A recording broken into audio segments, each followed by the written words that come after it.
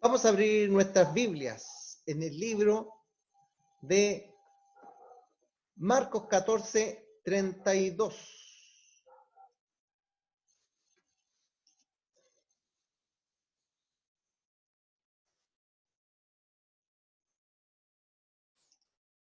Ya. ¿Están viendo la imagen ahí? ¿Ven la porción bíblica? Amén. Amén. Le vamos a dar lectura en el nombre del Padre, del Hijo y del Espíritu Santo. Y esta se encuentra en Marcos capítulo 14:32 en adelante. Jesús ora en Getsemaní. El versículo clave y centro de todo este mensaje, en esta ocasión será el verso 32, pero leeremos la porción completa. Vinieron pues a un lugar que se llama Getsemaní y dijo a sus discípulos: sentaos aquí, entre tanto que yo oro. Y tomó consigo a Pedro y a Jacob y a Juan, y comenzó a entristecerse y a angustiarse. Y les dijo: mi alma está muy triste hasta la muerte, quedaos aquí y velad. Yéndose un poco adelante, se postró en tierra y oró que, si fuese posible, pasase de él aquella hora. Y decía: Abba, Padre, que traducido es Papito Padre, todas las cosas son posibles a ti. Aparta de mí esta copa, mas no lo que yo quiero, sino lo que tú quieres. Vino luego y los halló durmiendo, y dijo a Pedro: Simón, ¿duermes? ¿No has podido velar una hora? Velad y orad para que no entréis en tentación. El espíritu de la verdad está dispuesto, pero la carne es débil. Otra vez fue y oró, diciendo las mismas palabras. Al volver otra vez, los halló durmiendo, porque los ojos de ellos estaban cargados de sueño y no sabían qué responderle. Vino la tercera vez y les dijo: dormid ya y descansad. Basta, la hora ha venido. He aquí, el Hijo del Hombre es entregado en manos de los pecadores. Levantaos, vamos de aquí, que se acerca el que me entrega.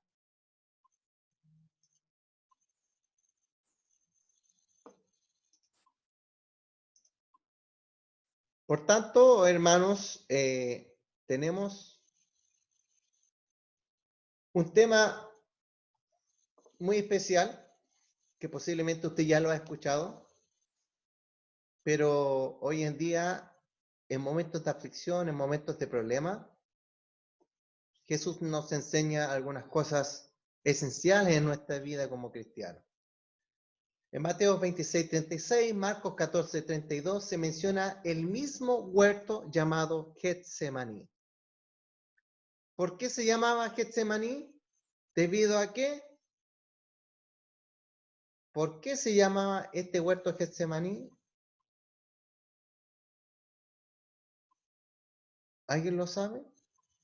¿Alguien me puede ayudar? ¿Por qué el huerto se llamaba el huerto Getsemaní? ¿O era el lugar o el pueblo llamado Getsemaní? ¿Ustedes saben por qué? Mano Porque era un Manuel. molino de aceite, pastor. ¿Quién habló? Yo, Ernesto. Manuel. ¿Sí? Mano Manuel. Porque era el lagar de los olivos. ¿En qué? Era el lagar de los olivos, significaba. Ya. Hermano Ernesto nos dijo por ahí. Hermano Ernesto. Porque, porque el nombre de Getsemaní significa molino de aceite. Creo que eso es Sí. donde se hace el aceite. Más cerca que el hermano Manuel. Mucho más cerca. Mucho más cerca.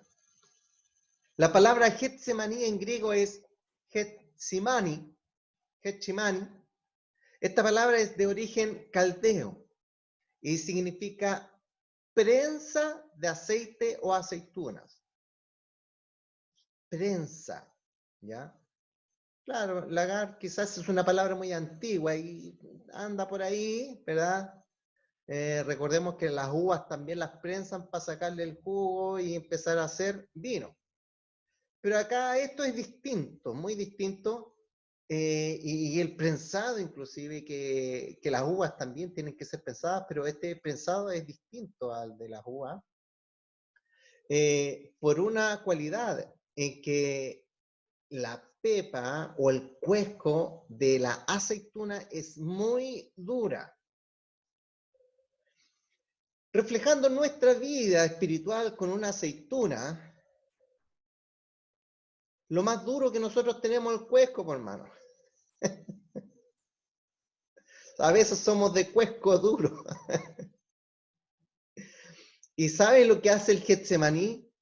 Muele completamente, más que triturar, lo hace pulpa el cuesco. Entonces, nuestro cuesco, hermano, es el orgullo, la vanagloria y cuántas cosas. Yo me gano el sustento para mi familia con estas manos, en vez de mirar a los cielos. Gracias, Señor. No sé si alguna vez usted ha llorado por las bendiciones que Dios le ha entregado y ha visto cuando a mí me ha tocado, mi hermano, me ha tocado, han corrido lágrimas por mis ojos, cuando me he encontrado comprando, ¿verdad? Y a lo mejor sin andar, no, es que compra esto nomás, mírete, porque no, me ha tocado a mí llorar cuando Dios me ha bendecido en abundancia. Por lo tanto, la palabra Getsemaní en griego es Getsimani, y esta palabra es de origen caldeo, y esto significa prensa de aceitunas. Prensa de aceitunas. El olivo, que es el árbol, de ahí se sacan las aceitunas. Nosotros en el mundo quizás podríamos ser aceitunas maduras, sacadas del árbol, pero échese una aceituna en la boca y es amarga, ácida y asquerosa que usted tiene que escupirla de la boca. No sirve para nada. Así que por lo tanto, usted y yo, eso éramos. Un fruto que tiene que tener un proceso para que suelte algo agradable, algo servicial, algo de buen aroma y de buen sabor. Pero siempre y cuando después de y nunca antes de, como aceitunas, poco valor hay, pero el proceso final de esta elaboración sí que tiene valor y es muy apreciado entre los hombres. Por lo tanto, un Getsemaní no era más que, no es un molino, porque hay dos cosas que hay dentro del mismo Getsemaní. Y una es la piedra de molino, la piedra de moler. Este es un molino de moler porque hay distintos tipos de molinos. Hay molinos de viento, molinos de agua. Este es un molino para moler y no cualquier molino. Es un molino especial para moler justamente las aceitunas que tienen un cuesco tan duro. Cuando usted come aceitunas en escabeche, ¿cierto? Estas aceitunas, usted se come la carne, pero intente de quebrar un cuesco con los dientes. Le aseguro que el cuesco le va a quebrar los dientes a usted y el cuesco va a quedar intacto. Por lo tanto, nuestro corazón duro de piedra tiene que ser cambiado por uno blando, uno humilde ante la presencia de Dios. Por lo tanto, un Getsemaní no es más que una piedra con un peso que sobrepasaba los 130 kilos. Aquí no estamos hablando de el molino. Estamos hablando aquí simplemente de la piedra que prensa, es una piedra que cae y prensa, pero vamos, un poquito más adelante vamos a explicar aquello. Y esta se usaba como prensa para extraer el aceite de los olivos que usualmente se encontraban en un huerto o cerca de uno. Por lo tanto, ¿cómo funcionaba el Getsemaní? Luego de ser cosechadas las aceitunas, eran colocadas en un gran tazón para ser molidas. Un tazón tipo pileta donde una piedra redonda iba dando vuelta, empujada por un asno o un burro. Esta piedra redonda así, con un hueco al medio, ahí se ponía un palo y ahí iba girando sobre una cosa parecida a una pileta, donde se echaban todas las aceitunas, y ahí esta piedra, que tenía un peso muy elevado, 500 kilos, 800 kilos, una tonelada, era una piedra tiene que ser una piedra muy pesada porque tiene que triturar y moler el cuesco de la uva. Así que por lo tanto no sirve una piedra de 130, 140 kilos. Tiene que ser una piedra muy grande porque tiene que tener mucho peso para poder triturar los cuescos. Por lo tanto, ¿cómo funcionaba el Getsemaní? Luego de ser cosechadas las aceitunas, eran colocadas en un gran tazón para ser molidas con una piedra de molino, piedra de la cual habló Jesucristo.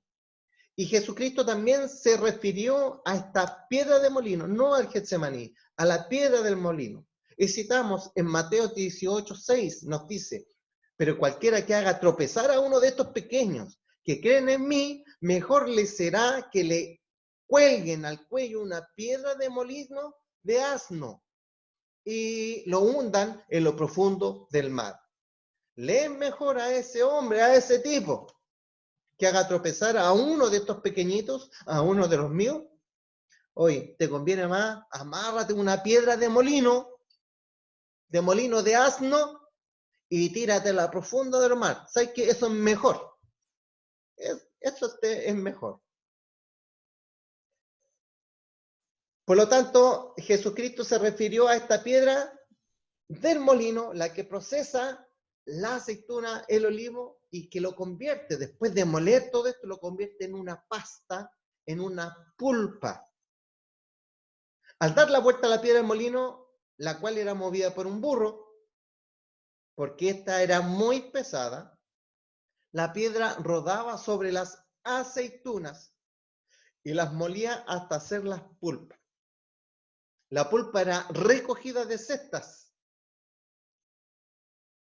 o echadas en cestas, unas cestas especiales que habían y eran colocadas bajo una enorme piedra en un hoyo. Estas eran unas cestas y después traían otra cesta y lo ponían encima, y otra encima, y otra encima, y ponían 3, 4 cestas, una sobre la otra.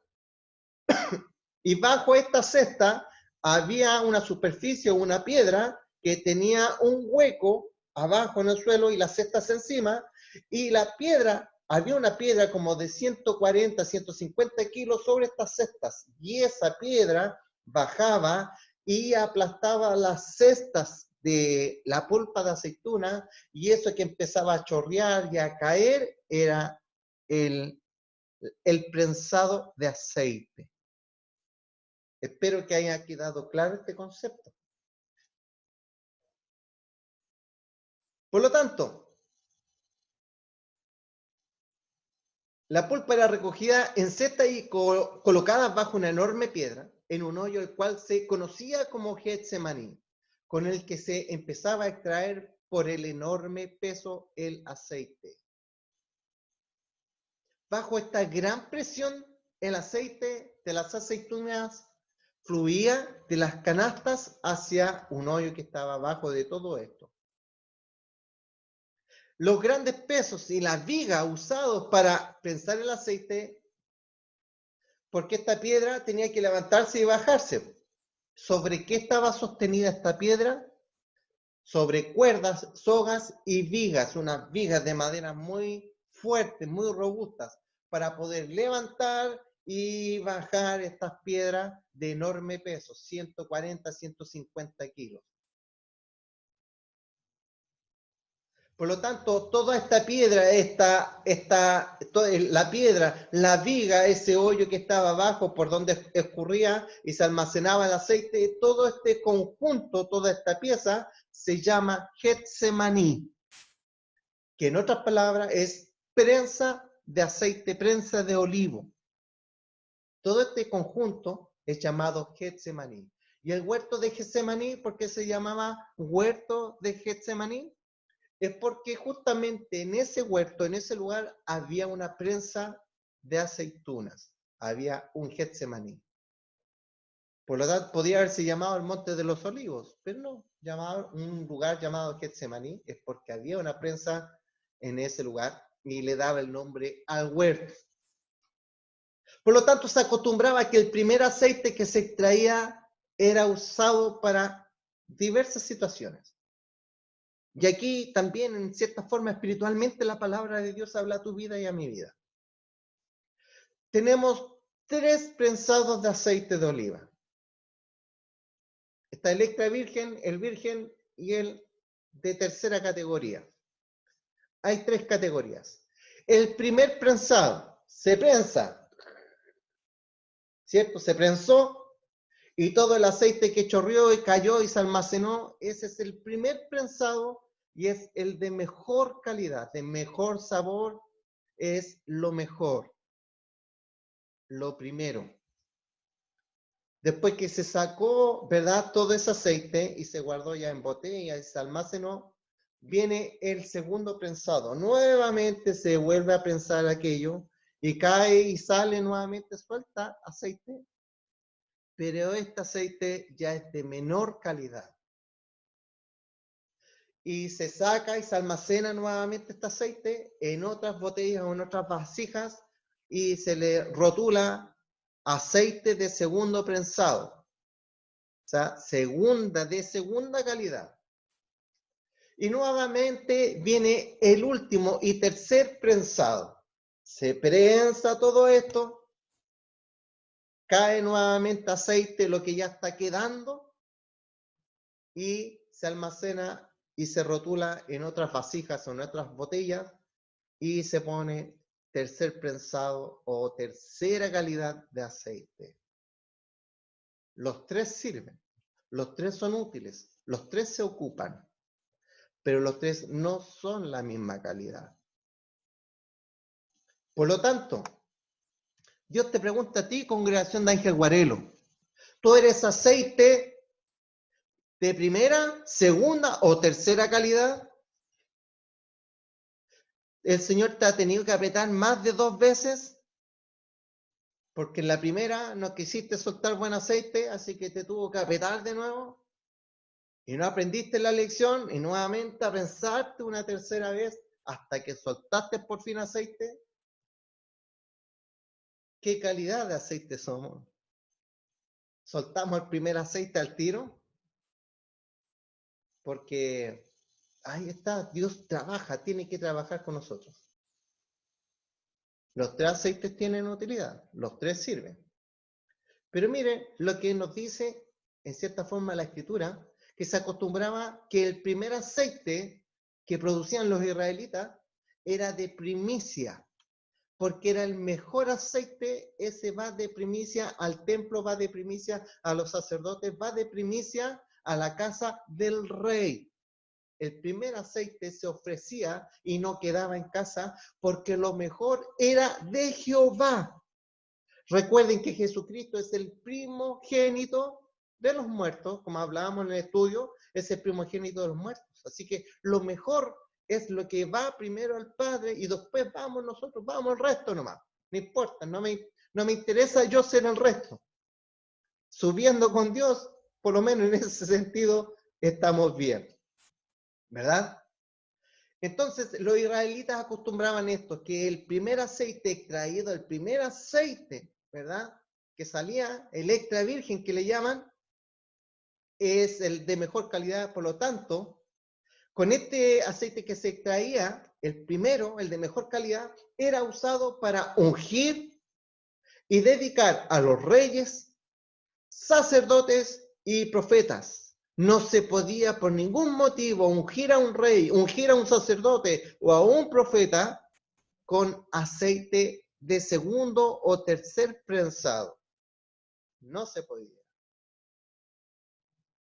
Por lo tanto, y en las primicias también iba el aceite extra virgen, porque era para Dios o era usado para y el servicio de Dios.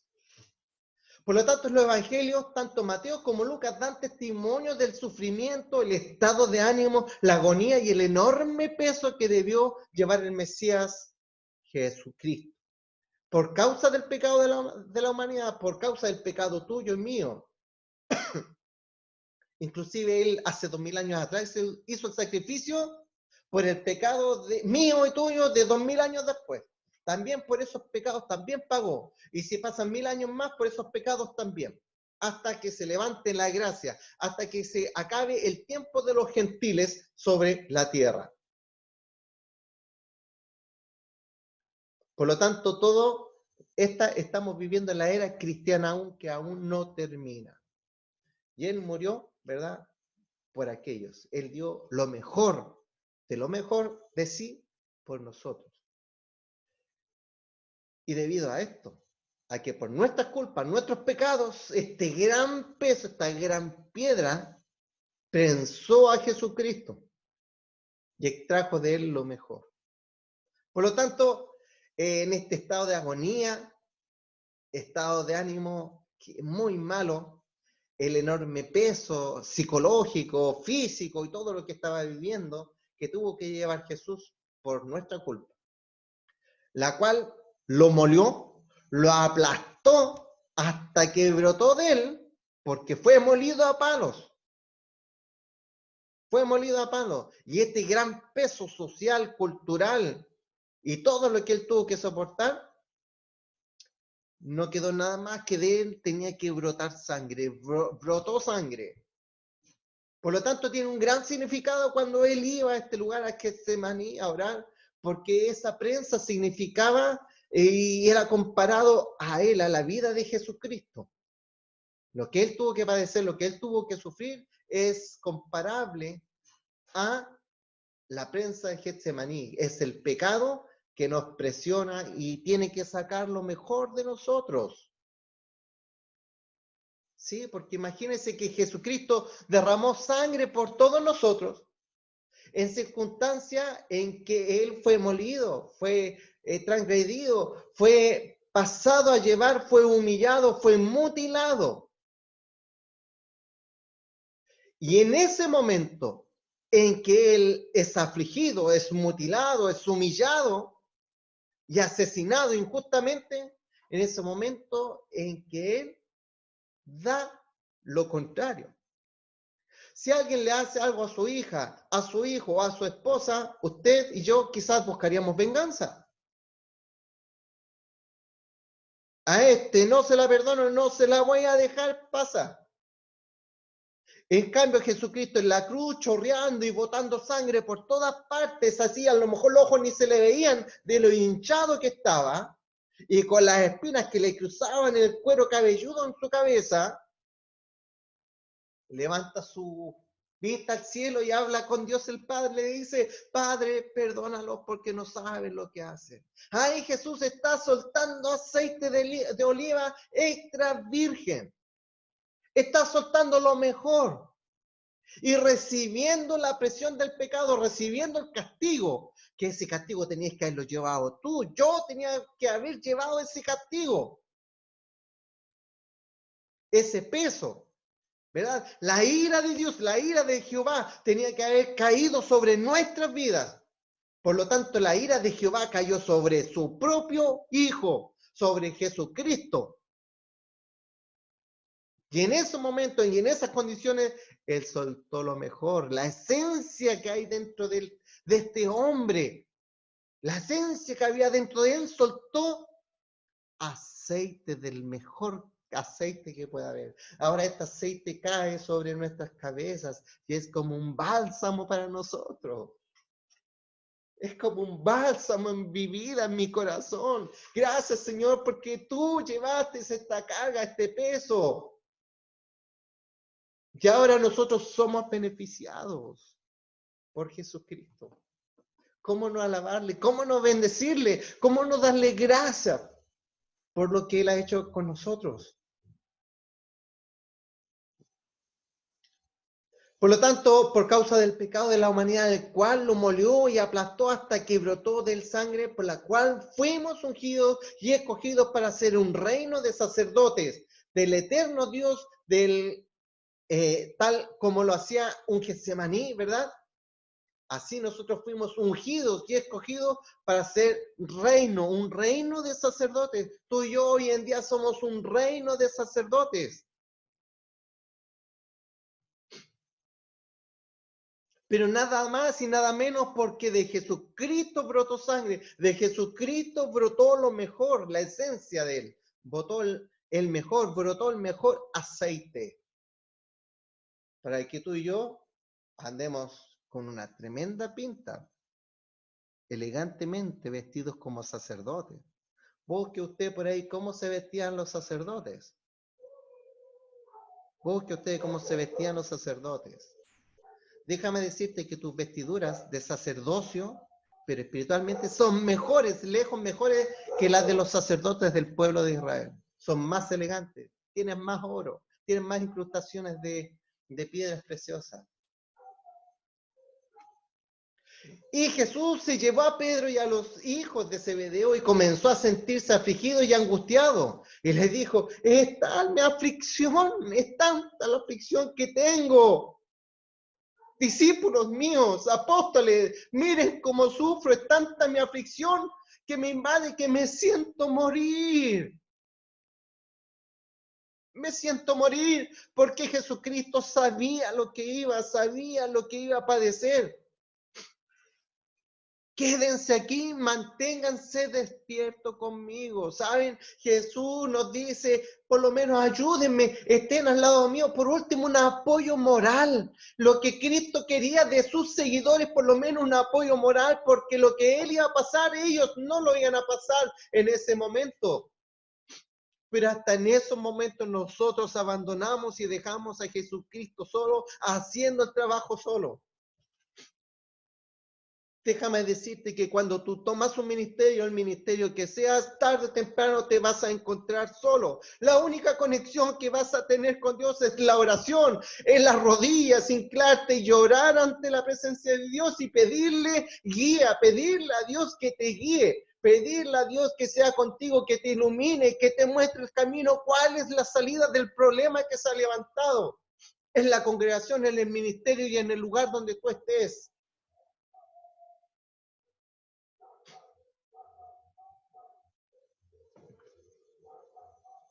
Muchas veces esta labor, uno queda solo. Uno queda solo. Los apóstoles fueron asesinados, matados, murieron solos, aislados, uno desterrado. Que todos parecieron lo mismo. Y hoy en día a lo mejor nosotros tenemos a lo mejor familia, tenemos contención en nuestra familia. Muchas veces me ha tocado a mí recostar mi cabeza en los brazos de mi esposa, angustiado, llorando, por diversas situaciones que a veces se presentan. Y ha estado mi esposa, conteniendo, ¿verdad? Siendo parte de contención en mis angustias, ayudándome muchas veces en oraciones, tan afligida como yo. Porque a veces, ¿a quién voy a recurrir, Señor? Sino a ti. Y no queda nada más que doblar las rodillas y orar ante Dios. Y a Jesucristo en este lugar no le quedó nada más que arrodillarse y clamar al Padre. Y Señor, si puedes pasar de mí, pasa esto, pero que se haga tu voluntad y no la mía. Eso conviene, aunque usted y yo suframos, hermanos, que se haga la voluntad de Dios. Eso es lo mejor, eso es lo recomendable. Y tal su aflicción que en ese momento de lloro y de angustia, en una oración aquí en el monte, Jesús hasta sudó, botó, ¿verdad? Cayeron como gotas de sangre de su rostro. Imagínense la aflicción de él. Antes de ser crucificado y en el momento de ser crucificado y en el momento que ya quizás muerto, él seguía botando aceite. Antes y después, antes, durante y después, él seguía botando del mejor aceite. Está en la aflicción que me invade, que me siento morir. Quédense aquí, manténganse despiertos conmigo. Iglesia, mantente despierta. La muerte anda por afuera. La aflicción anda. Y no vendrán días peores. Por lo tanto, manténganse despiertos. No estamos en tiempos de dormir. No estamos en tiempos de preocuparnos de cosas secundarias. Solamente un blanco, y este es Cristo Jesús. Y estando en agonía, en Lucas 22:44, y estando en agonía, se puso a orar con más fervor. A ver, para esto hay que tener disciplina. En momentos de estar en agonía, en sufrimiento terrible, casi sentirse morir por el problema que tenía encima, oraba y con más fervor. Tú y yo, cuando tenemos problemas, podemos ser dos tipos de personas. Hay dos tipos de personas. El que más problema tiene, más se acerca a Dios, ¿verdad? Más busca a Dios, más busca la presencia de Dios, más clama, llora con más fervor, como lo hizo Cristo. Y está el otro que reniega. A más problemas, más se aleja de Dios y más reniega contra Dios. Dos tipos de cristianos. Créanme que sí los hay. Créanme que aquellos en que cuando hay problemas, cuando Dios los quiere moldear, cuando los quiere transformar, cuando quiere trabajar con ellos, deshacerlos y hacerlos de nuevo, reniegan y no se dejan. Por lo tanto, pueden dar aceite, pero hay aceite también que es rancio, hay aceite malo, insípido, que ese prácticamente no sirve para nada ese aceite. Pero aquel que, como Jesucristo, y Jesucristo hoy en día nos enseña esto, hermano, nos enseña esta palabra. A mayor problema, a mayor dificultad, dice, se puso a orar con más fervor. Lucas 22:44 dice, y estando en agonía, se puso a orar con más fervor. Y su sudor era como gotas de sangre que caían a tierra.